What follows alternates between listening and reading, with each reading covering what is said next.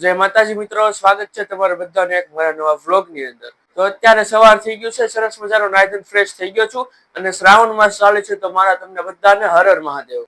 તો મિત્રો 2 દિવસ પહેલા હું કર્મનાથ મહાદેવના દર્શન કરવા ગયો હતો અને તેનો પણ બ્લોગ બનાવ્યો છે, તો તેની લિંક પણ ડિસ્ક્રિપ્શનમાં આપેલી છે। અને મિત્રો મારા ઘરે પણ મહાદેવ છે, તો આપણે જલ ચડાવી દઈએ। હર હર મહાદેવ। તો પહેલા મહાદેવને આપણે દૂધ ચડાવશું।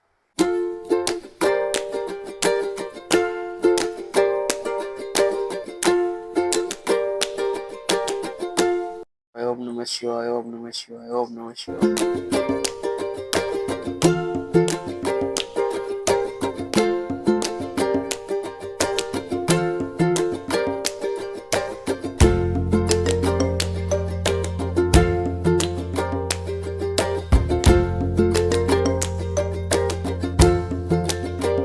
हर हर महादेव।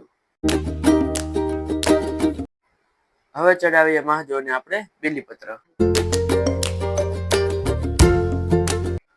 અને મિત્રો મહાદેવને જળ અર્પણ કરીને ખૂબ જ આનંદની અનુભૂતિ થાય। અને મિત્રો આ પવિત્ર શ્રાવણ માસમાં મહાદેવ બધાની મનોકામના પૂરી કરે તેવી મહાદેવને પ્રાર્થના।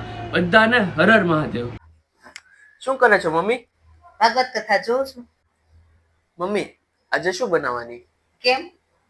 ભૂખ લાગી છે। હમણાં તો નાસ્તો કર્યો તોય તું ભૂખ્યો ને ભૂખ્યો? રસોઈ ક્યારે બનાવીશ?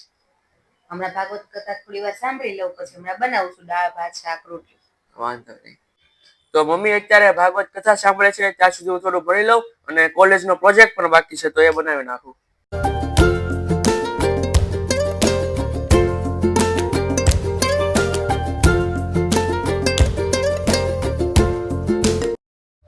તો મિત્રો ફાઇનલી મારો કોલેજનો પ્રોજેક્ટ તૈયાર થઈ ગયો છે।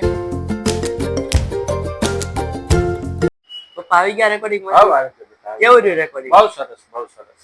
તો પપ્પા આવી ગયા છે રેકોર્ડિંગ માંથી, તો હવે જમી લઈએ। તો અત્યારે જમી લીધું છે અને પપ્પા એમનું વર્ક કરે છે। કઈ સ્ક્રિપ્ટ લખો પપ્પા?